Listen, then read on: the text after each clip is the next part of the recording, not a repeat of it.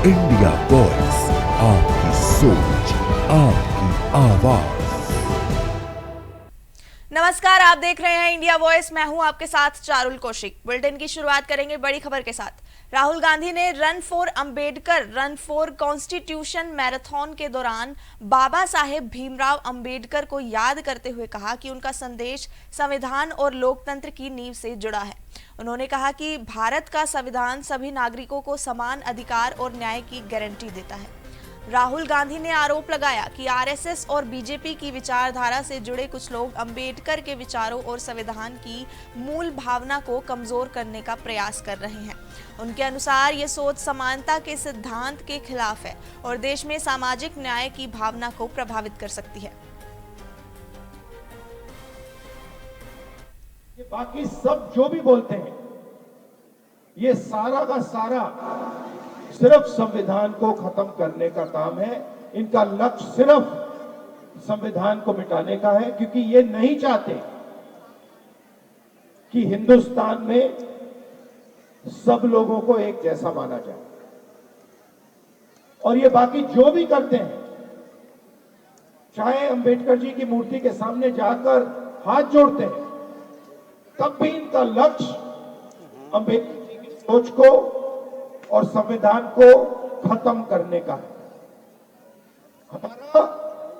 हमारा लक्ष्य संविधान को बचाने का है, संविधान फैलाने का है और संविधान को और गहरा करने का है। हिंदुस्तान, हम चाहते हैं कि हिंदुस्तान के कोने कोने में संविधान की सोच, संविधान का स्ट्रक्चर, संविधान का प्रोटेक्शन जाए। इसीलिए हमने ये run for Ambedkar, run constitution आज किया है और मैं बहुत खुश हूं कि कोने कोने से आप लोग आए दौड़ने के लिए, अंबेडकर जी के लिए, संविधान के लिए और देश के लिए। राहुल गांधी जी ने रन फॉर अंबेडकर का आगाज किया है। ये दौड़ गरीब लोगों को ऊपर उठाने वाले मसीहा अंबेडकर साहब के लिए है। ये दौड़ हमारे संविधान को बचाने के लिए है। ये दौड़ अंबेडकर साहब की सोच को आगे ले जाने के लिए है। आज run for constitution, run for freedom, run for ideology of Baba Saheb doctor Ambedkar का उद्घाटन श्री राहुल गांधी जी ने किया। यहाँ से हजारों अंबेडकराइट्स, कांग्रेस के कार्यकर्ता अभी मार्च शुरू कर दिया है, रन शुरू कर दिया है। आज बाबा साहब की जयंती के उपलक्ष्य पे कांग्रेस पार्टी का हमारा एससी विभाग आज ये इस कार्यक्रम का आयोजन किया है। और रन फॉर अंबेडकर केवल एक मैराथन नहीं, एक मिशन है। बाबा साहब की सोच को देश में आगे लेके जाने का मिशन है। मैं ये कहना चाहूँगा कि यूनिटी के लिए हो रहा है और अंबेडकर साहब जो कॉन्स्टिट्यूशन लिखा है, जो कॉन्स्टिट्यूशन को जो लोग डिफ्लेक्ट करना चाह रहे हैं और उसमें कोई अलग अलग बातें कहना चाह रहे हैं, तो मेरे ख्याल में कॉन्स्टिट्यूशन को सेव करना चाहिए, संविधान को सेव करना चाहिए। जो अपने अंबेडकर साहब ने लिखा हुआ है उनको अप्रिशिएट करना चाहिए। उनका आज उनके नाम से अभी देखिए 70 ईयर्स के ऊपर इंडिया इंडिपेंडेंस हो गया, बट कॉन्स्टिट्यूशन बरकरार है और कायम रहेगा। मिर्जापुर में अधिवक्ता राजीव सिंह हत्याकांड के मुख्य अभियुक्त राजेंद्र सोनकर के साथ पुलिस की मुठभेड़ हुई। जानकारी के अनुसार आपको बता दें, पीएससी बाउंड्री के पीछे और पहाड़ी इलाके में ये मुठभेड़ हुई थी, जिसमें कटरा पुलिस और एसओजी की संयुक्त टीम ने कार्रवाई की। पुलिस ने जब आरोपी को घेरकर रोकने की कोशिश की तो उसने पुलिस टीम पर फायरिंग कर दी। जवाबी कार्रवाई में पुलिस की गोली लगने से आरोपी के दाहिने पैर में चोट आई और घायल हो गया। इसके बाद पुलिस ने उसे मौके पर ही गिरफ्तार कर लिया। बताया जा रहा है कि घायल अभियुक्त को तुरंत मंडलीय अस्पताल में भर्ती कराया गया, जहां उसका इलाज चल रहा है। इलाज के बाद उसे न्यायिक हिरासत में जेल भेजा गया। पुलिस मामले की आगे की जांच कर रही है और अन्य संभावित आरोपियों की तलाश भी जारी है। इलाके में सुरक्षा बढ़ा दी गई है।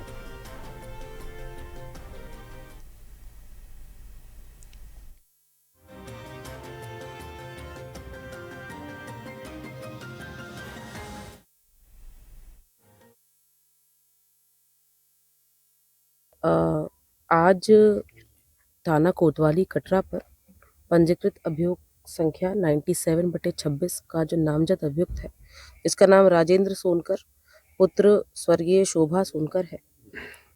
ये मुठभेड़ में घायल हुआ है। आज पुलिस टीम द्वारा कुछ समय पूर्व रॉबर्ट्सगंज तिराहे पर चेकिंग की जा रही थी। उस चेकिंग के दौरान एक संदिग्ध आया और ये व्यक्ति पुलिस को देखकर भागने लगा। पुलिस ने इसका पीछा किया। पीछा करने के दौरान जो पीएसी के आगे की रोड है, वहाँ पर इसने पुलिस पार्टी पर फायरिंग शुरू कर दी। पुलिस पार्टी ने भी जवाबी कार्रवाई करते हेतु आत्मरक्षार्थ फायरिंग करी, जिसमें इस व्यक्ति के दोनों पैरों में गोली लगी है और इसका जो चिन्हीकरण हुआ वो उसी नामजद अभियुक्त के रूप में हुआ, जिसका नाम राजेंद्र सोनकर पुत्र स्वर्गीय शोभा सोनकर है और ये थाना कोतवाली कटरा पर पंजीकृत अभियोग 97/26 में वांछित चल रहा था। इसके पास से जो घटना में प्रयुक्त बाइक थी जिससे घटना कारित करने आया था, वो बाइक भी बरामद हुई है। इसके साथ साथ इसके पास से तमंचे, कारतूस बरामद हुआ है और आगे की विस्तृत जानकारी एवं पूछताछ की जा रही है। जो अभियुक्त है उसको इलाज हेतु अस्पताल रवाना पुलिस टीम ने कर दिया है। कुछ पता चला कि वजह क्या थी? कुछ पता चला मैम, वजह क्या थी? देखिए, प्रिलिमिनरी जो जानकारी हम लोगों को मिली थी, वो जानकारी ये थी कि इसकी महत्वाकांक्षाएं थी प्रधानी को लेकर और उसी को लेकर समय समय पर ये वाद विवाद करता रहा है। बाकी अभी विस्तृत पूछताछ होगी अभियुक्त से और सारी जो डिटेल्स हैं वो साझा की जाएंगी, चूँकि ये व्यक्ति मृतक के ही। पटना बिहार में एलजेपी सांसद शांभवी चौधरी ने कई राजनीतिक मुद्दों पर बयान दिया। उन्होंने नीतीश कुमार को नई राजनीतिक पारी के लिए शुभकामनाएं देते हुए कहा कि वे बिहार के मुद्दों को मजबूती से उठाते रहें। शांभवी ने पूरे देश में समान नागरिक संहिता लागू करने के लिए विचार का समर्थन और कहा कि इसकी शुरुआत बंगाल से होना स्वागत योग्य है। उन्होंने प्रधानमंत्री नरेंद्र मोदी के बिहार दौरे का स्वागत करते हुए विकास पर जोर दिया। मुख्यमंत्री पद पर उन्होंने कहा कि निर्णय शीर्ष नेतृत्व करेगा। जब भी वो माननीय मुख्यमंत्री श्री नीतीश कुमार जी को राजनीतिक रूप से जो वो नई पारी में दखल दे रहे हैं और अपना एक नई शुरुआत कर रहे हैं, उसके लिए उनको शुभकामनाएं हैं। उम्मीद और आशा करते हैं कि जिस तरीके से वो अभी तक बिहार के लिए काम करते आए हैं, आने वाले समय में भी वो राज्यसभा में बिहार के मुद्दों पर वैसे ही अपनी आवाज को प्रखरता से उठाएंगे। देखिए, यूसीसी बिल्कुल स्वागत योग्य कदम है और हमारे देश में यूनिफॉर्म सिविल कोड जरूर होना चाहिए और अगर इसकी शुरुआत बंगाल से होती है तो ये बिल्कुल ही इसका हम लोग स्वागत करते हैं और इसके समर्थन में। जब भी वो बिहार आए, देखिए ऐसा तो नहीं है कि वो पहली बार बिहार आ रहे हैं, वो हमेशा बिहार आते रहते हैं और बिहार से उनको विशेष लगाव है। वो हमेशा बिहार के प्रति जो विकास कार्य हैं उसको प्राथमिकता देते हुए विकास कार्य को तेज गति भी देते हैं। माननीय केंद्रीय मंत्री तोखन साहू ने कहा कि एनडीए असम में मजबूत बहुमत के साथ फिर से सत्ता में वापसी करेगा। उन्होंने मुख्यमंत्री हिमंत बिस्वा शर्मा के नेतृत्व की सराहना करते हुए उनके शासन का बचाव किया। टोकन साहू ने दावा किया कि असम में विकास कार्यों में तेजी आई है और सरकार की नीतियों में स्थिरता और प्रगति सुनिश्चित हुई है। इसके साथ ही उन्होंने छत्तीसगढ़ में रेल परियोजनाओं के विस्तार और बढ़ते बुनियादी ढांचा निवेश पर भी प्रकाश डाला, जिससे क्षेत्रीय विकास के लिए महत्वपूर्ण बताया।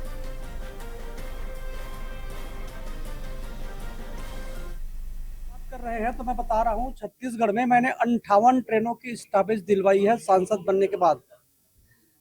छत्तीसगढ़ में 32 स्टेशनों का अमृत भारत स्टेशन के रूप में विकसित हो रहा है। 32 स्टेशन, ऐसे बहुत सारे काम हो रहे हैं। 50,000 करोड़ से भी ज्यादा का काम रेलवे का ऑन गोइंग है।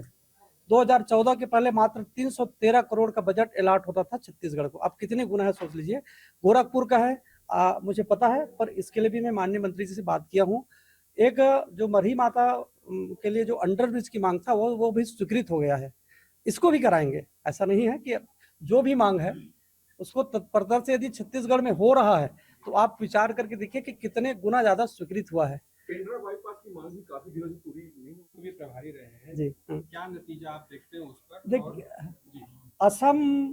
असम की जनता ने पिछले 10 साल में जो विकास उन्होंने देखा है, और 10 साल के पहले का जो असम था, जहां बम बारूद गोले बरसते थे, आज वहां शांति है, समृद्धि है और विकास है। इसलिए असम की जनता तीसरी बार डॉक्टर हिमंता जी को मुख्यमंत्री बनाने के लिए मतदान किए हैं, और भारी मतदान हुआ है। इसका मतलब यही है कि जनता घर से निकले और भारतीय जनता पार्टी के पक्ष में मतदान किए हैं।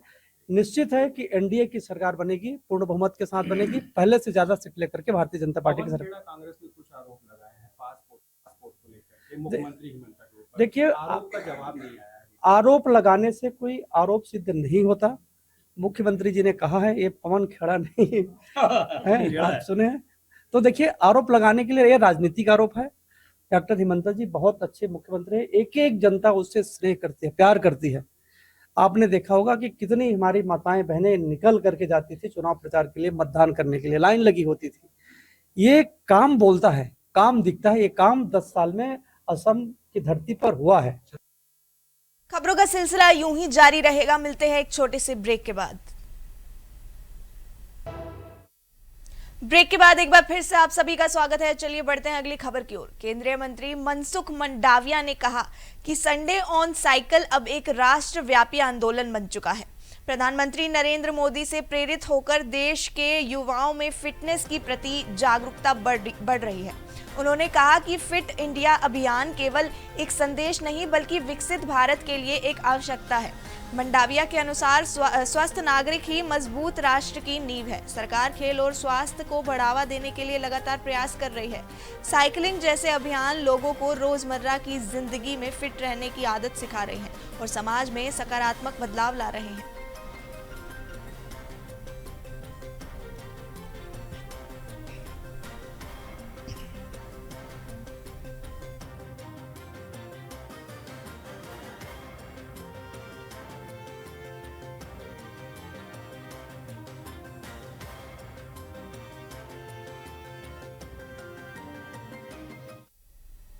खबर पटना से है, जहां बिहार में कार्यक्रम के दौरान राज्यपाल सैयद अता हसनैन ने समाज के प्रति जिम्मेदारी पर जोर दिया। उन्होंने कहा कि समाज हमें बहुत कुछ देता है, इसलिए हमारा कर्तव्य है कि हम भी उसे वापस दें। उन्होंने लोगों से अपील की कि वे खुद को शारीरिक और मानसिक रूप से फिट रखें ताकि दूसरों पर बोझ ना बने। राज्यपाल ने ये भी कहा कि स्वस्थ जीवन शैली अपनाकर हम न केवल अपना बल्कि समाज का भी भला कर सकते हैं। उनके इस संदेश को लोगों ने प्रेरणादायक बताया।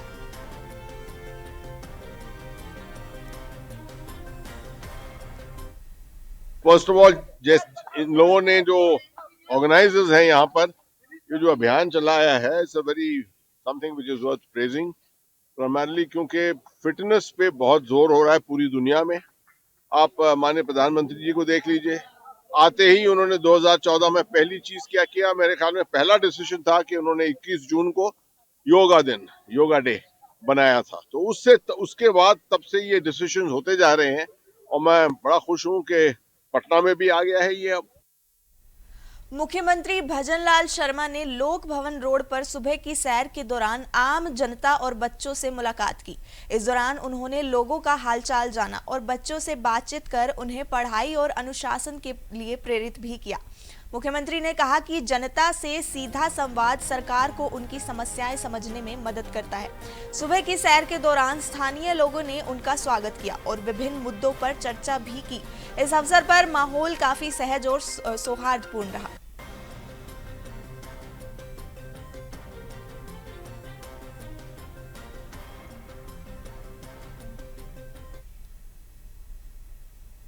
खबर रायपुर से है, जहां छत्तीसगढ़ में मुख्यमंत्री विष्णुदेव साय ने ज्योतिबा फूले जयंती कार्यक्रम में हिस्सा लिया और सामाजिक सुधारों पर उनके योगदान को याद किया। इस दौरान उन्होंने पश्चिम बंगाल के लिए भारतीय जनता पार्टी के घोषणा पत्र में शामिल वादों का समर्थन किया। साथ ही उन्होंने महिला आरक्षण विधेयक को लेकर भी समर्थन जताया और कहा कि इससे महिलाओं को सशक्तिकरण मिलेगा। कार्यक्रम में मुख्यमंत्री ने सरकार की नीतियों और सामाजिक न्याय के मुद्दों पर भी चर्चा की। आयोजन के दौरान दृश्य और बाइट भी रिकॉर्ड किए गए।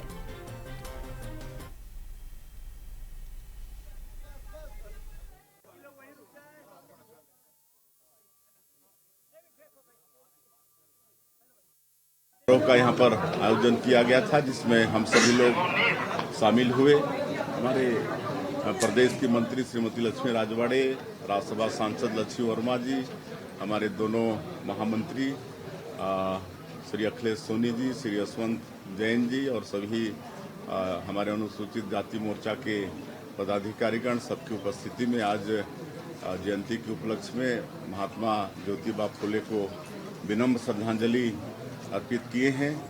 उन्होंने नारी शिक्षा पर बड़ा जोर दिया था और इस देश में वो पहले व्यक्ति थे जो नारी शिक्षा के लिए अलग से सबसे पहला स्कूल खोले थे, जिसमें अपनी पत्नी को भी टीचर के रूप में उसमें नियुक्ति दिलाए थे। तो उनको हम आज उनके जयंती के अवसर पर नमन करते हैं। सर, पिछले वर्ष सुशासन तिहार की घोषणा पत्र जारी किया जिसमें महिलाओं को 3000 रुपए देने, युवाओं को महिलाओं को लेकर कई योजना के बारे में बताया। जी एक बार आप केंद्रीय गृह मंत्री अमित शाह ने कल पंजाब में अपना घोषणा पत्र जारी किया। जी जी जी बिल्कुल, वो तो भारतीय जनता पार्टी के कथनी और करनी में एक रूपता रहता है। जो हम लोग कहते हैं उसको करते हैं। यहाँ भी छत्तीसगढ़ में जो भी 2023 के विधानसभा चुनाव में पार्टी का और हमारे देश के यशस्वी प्रधानमंत्री का जो वादा था 3 करोड़ छत्तीसगढ़ की जनता से, जिसको मोदी की गारंटी का नाम हम लोग दिए हैं, उसको भी पूरा कर रहे हैं। भारतीय जनता पार्टी की कर्णावती इकाई ने अहमदाबाद नगर निगम चुनाव लड़ रहे सभी 192 उम्मीदवारों के लिए जनसेवा संकल्प कार्यक्रम का आयोजन किया। ये कार्यक्रम मुख्यमंत्री भूपेंद्र पटेल की मौजूदगी में आयोजित हुआ, जिसमें पार्टी के वरिष्ठ नेता, पदाधिकारी और कार्यकर्ता बड़ी संख्या में शामिल हुए। कार्यक्रम के दौरान सभी उम्मीदवारों ने जनता की सेवा और जन कल्याण को प्राथमिकता देने का संकल्प लिया। नेताओं ने कहा कि पार्टी का लक्ष्य स्वच्छ, पारदर्शी और विकासोन्मुखी शासन देना है, ताकि शहरी विकास को नई गति मिल सके और नागरिकों की समस्याओं का प्रभावी समाधान हो सके।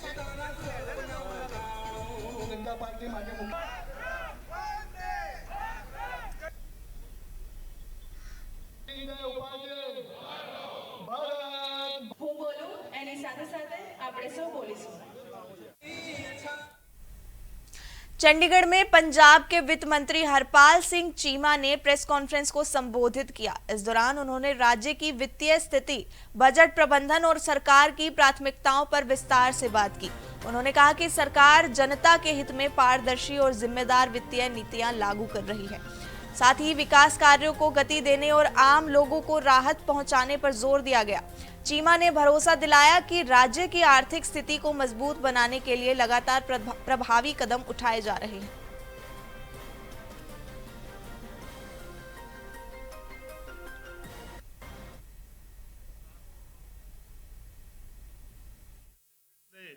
सब तो पहला मीडिया के सारे साथियों का बहुत बहुत शुक्रिया, बहुत बहुत धन्यवाद। आज पंजाब कैबिनेट की एक अहम मीटिंग साडे पंजाब दे ऑनरेबल सीएम सरदार भगवंत सिंह मान जी की अगवाई हुई, जिहदे विच पंजाब पक्षी फैसले लै गए। पंजाब नूं किस तरह रंगला पंजाब बनाउणा उहनूं मुख रखते हुए काफ़ी सारे फैसले लै गए, जिन्हां विचों प्रमुख फैसला जिहड़ा मैं समझदा कि पंजाब दे काफ़ी सारे पिंड, खास करके मिठापुर, संसारपुर या होर बहुत सारे ऐसे पिंड ने जिन्हां ने हॉकी दे विच अंतरराष्ट्रीय पद्धर दे जिहड़े खिडारी दे पैदा कीते ने। पंजाब दे लगभग जे मैं गल करां कदे 10, कदे 11, कदे 8 इन्ने खिडारी जिहड़े ने कि हॉकी दे विच देश दी टीम वालों ओलंपिक्स दे विच, एशियन गेम दे विच, वर्ल्ड कप दे विच भाग लेंदे रहे नेगे। सो पहली बार होया पंजाब की हिस्टरी के अंदर कि पंजाब नूं सरदार भगवंत सिंह मान जी की अगवाई वाली सरकार के समय जिहड़ा एशिया का सब तो वड्डा टूरनामेंट आ वो कराउण का मौका मिलिया। Mange Asian hockey international tournament जिहड़ा पंजाब की धरती ते हो रहा पहली बार। सो उहदे लई असीं अज दी कैबिनेट ने मंजूरी दित्ती आ। सो इहदा असीं एक एग्रीमेंट हुंदा गा हाकी इंडिया दे नाल, ਉਹ ਐਗਰੀਮੈਂਟ ਸਪੋਰਟਸ ਡਿਪਾਰਟਮੈਂਟ ਨੇ ਕੀਤਾ ਗਾ। 11 ਕਰੋੜ ਰੁਪਏ ਦਾ ਭੁਗਤਾਨ ਅਸੀਂ ਆਲਰੇਡੀ ਜਿਹੜਾ ਉਹ ਹਾਕੀ ਇੰਡੀਆ ਨੂੰ ਕੀਤਾ ਗਾ ਤਾਂ ਕਿ ਕਿਸੇ ਵੀ ਕਿਸਮ ਦੀ ਮੁਸ਼ਕਲ ਨਾ ਆਵੇ। ਸੋ ਇਹਦੇ ਲਈ ਅਸੀਂ ਜਿਹੜਾ ਇਹ ਟੂਰਨਾਮੈਂਟ ਹੋਣਾ ਹਾਕੀ ਦਾ ਉਹਦੇ ਲਈ 25 ਕਰੋੜ 40 ਲੱਖ ਰੁਪਏ ਜਿਹੜੇ ਨੇਗੇ ਉਹ ਬਜਟ ਕੀਤੇ ਨੇਗੇ ਤਾਂ ਕਿ ਪੰਜਾਬ ਦੇ ਜਿਹੜਾ ਨਵੀਂ ਯੰਗ ਜਨਰੇਸ਼ਨ ਆ ਯੂਥ ਆ ਉਹ ਸਿੱਧੇ तौर पे। दिल्ली में विश्व हिंदू परिषद के राष्ट्रीय प्रवक्ता विनोद बंसल ने पश्चिम बंगाल की स्थिति पर बयान दिया। उन्होंने आरोप लगाया कि राज्य में बांग्लादेशी और रोहिंग्या घुसपैठियों की गतिविधियां बढ़ रही है और इससे बंगाल की सांस्कृतिक पहचान और वैदिक परंपराओं पर प्रभाव पड़ रहा है। उनके इस बयान के अनुसार राज्य की अस्मिता पर गंभीर चुनौती खड़ी हो रही है। ये बयान राजनीतिक बहस का विषय बन गया है। विभिन्न पक्षों से इस पर प्रतिक्रियाएं सामने आ सकती हैं और चर्चा तेज होने की संभावना है और आगे भी बयान पर विवाद जारी रह सकता है। लगातार वहाँ पर न सीबीआई न कोई ईडी न ही कोई। देखिए, बंगाल मुक्ति महायज्ञ की आवश्यकता इसलिए पड़ी चूंकि 1870 में यानी आर्य समाज की स्थापना से 5 वर्ष पूर्व और महर्षि स्वामी दयानंद सरस्वती बंगाल गए थे और उन्होंने वेदों की लौटा का आह्वान किया था। आज जो बंगाल है वो बंगाल आज जिहादियों के चंगुल में फंसता हुआ नजर आ रहा है। हम देख रहे हैं कि बांग्लादेशी घुसपैठिए, रोहिंग्या घुसपैठिए लगातार बंगाल की अस्मिता पर हमले कर रहे हैं, वैदिक संस्कृति पर कुठाराघात कर रहे हैं, हमारे पूज्य संतों और आस्था के केंद्रों पर हमले कर रहे हैं। हमारी जो परंपराएं हैं, हमारी जो त्योहार हैं, उनको मनाने के लिए हमें हाईकोर्ट की शरण लेनी पड़ रही है। और आप देखिए कि लगातार वहाँ पर न सीबीआई न कोई ईडी न ही कोई इलेक्शन कमीशन और न कोई जुडिशरी वहाँ पर बंगाल में प्रवेश करने से बचती है। आप देखिए जुडिशरी पर हमले हो रहे हैं। आज ये इतनी विभत्स स्थिति हो गई है कि ऐसा लग रहा है जैसे बंगाल नहीं हम बांग्लादेश की बात कर रहे हैं। फिलहाल के लिए इस बुलेटिन में इतना ही। देश और दुनिया भर से जुड़ी तमाम खबरों से जुड़े रहने के लिए देखते रहिए इंडिया वॉइस। तब तक के लिए नमस्कार।